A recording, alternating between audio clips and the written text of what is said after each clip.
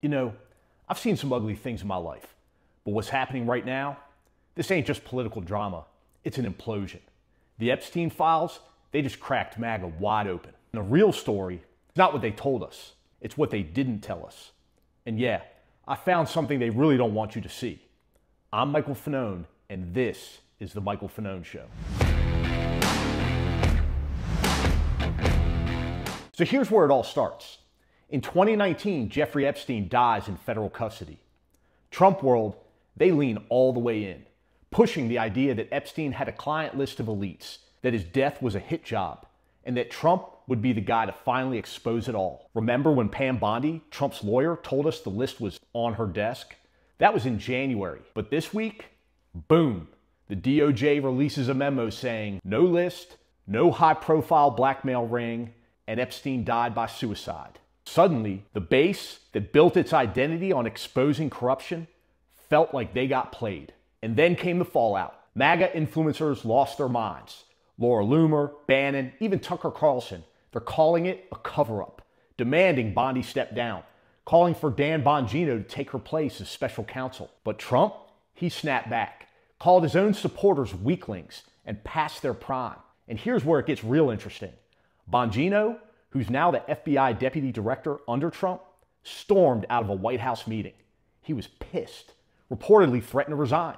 He took the next day off. Some say he almost walked away from the whole thing. Why? Because he saw the memo before it dropped, and it didn't line up with what he was told either. I don't trust Dan Bongino. We're never going to grab a beer together. But I'll tell you this, he knows how to read a room, and that room is on fire. MAGA is tearing itself apart over the one thing they used to agree on, that the truth was being hidden. And now, even Trump's loyalists don't know who to believe anymore. Now here's the part that no one's talking about. Because I actually went and dug through the DOJ's release myself, and what I learned, it pissed me off. There's missing time in the official prison footage of Epstein's death. Forensic Review, reported by Wired magazine, says the video released by the FBI was not raw. It was edited.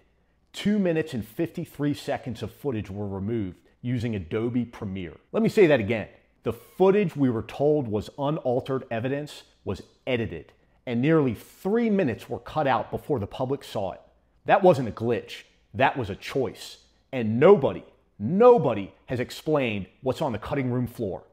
On top of that, the right-wing conspiracy tin hatters like Tucker Carlson, they're now focused on the unsubstantiated claim that Epstein was an Israeli asset, as if there needed to be another conspiracy layered into an already fucking terrible truth that Epstein was a vile and disgusting predator of hundreds of vulnerable underage girls, all while hosting and schmoozing with the rich and powerful.